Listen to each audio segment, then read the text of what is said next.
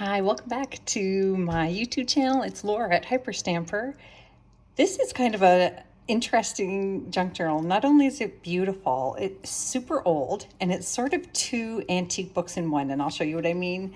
This beautiful, beautiful cover is by Esther Reed from the Pansy books, and they always have the most gorgeous covers on the Pansy books. This particular book is from the 1800s, late 1800s. Probably the early 1890s. I believe it's a second edition. The cover and the spine were intact in the book, but the back was completely missing, and it was in pretty sad shape. But I was able to salvage the cover, and I put it onto a book from 1902 called Men Who Have Risen. So it's all about men in history who made it to the top of their game. And all I had to do with this cover was just sort of put some trim here. This is a vintage piece of fabric with beading and chaining on it. And that is a very, I want to say very antique, a very, very old antique button with its original threading still in there. So let's just take a little dive into this book and let's see what you get. Now, normally my books are 4 signatures of 20 pages each, and that's front and back. So this book here, I was able to fit 5 signatures in. Oh, sorry, geez. And I don't do that very often just because it's so much to fill, but there are over 100 pages front and back in here. So let's take a look. What I did here's the original spine of the book. So I just kind of made it into a bookmark. I've got the feeling this top is going to rip off because, again, it is super old. It's a 140-year-old spine. So what a pretty bookmark, right? And then these are the original first pages of the first book. And I love the imagery here. Isn't that beautiful? And then I made this pocket out of an antique book page from a Fables book. So let's put that back in there. And then these are the original pages of the Young Folks Library book, which is the actual book that we're using. And it is from 1902. So here's the Esther Reed first page again here. And then back to the Young Folks Library, 1902. So I made this pocket here out of a antique book page. And I found this in an 1856 book. And look at what it has in it.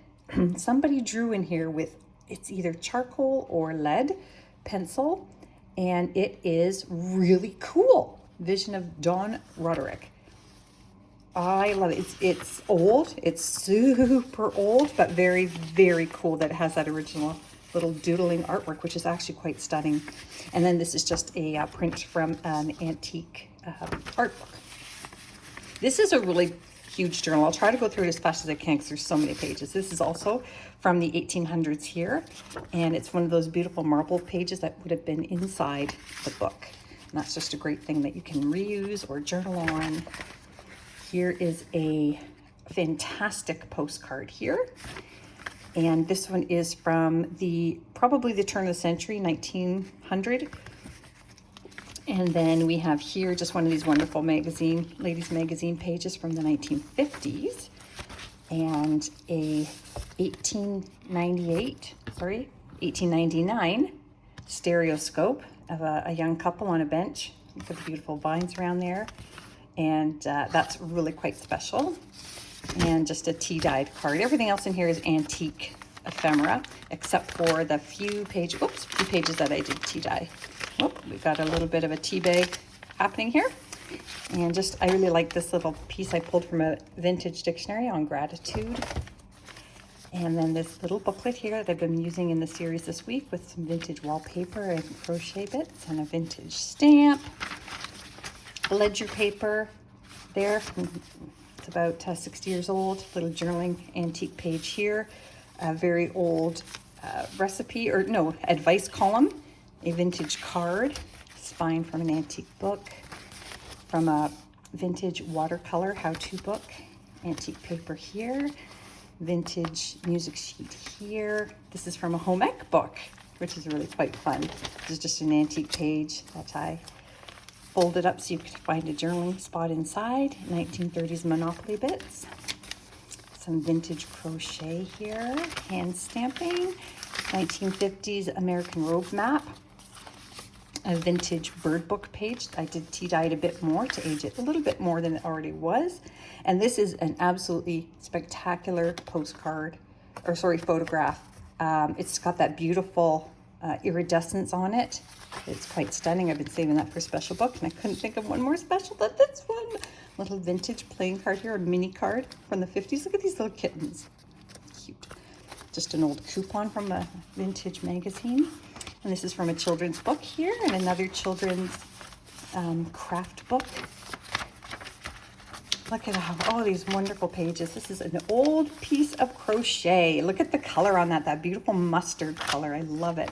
If you know somebody who's, 60, 70 years old, they will know all of the things in here.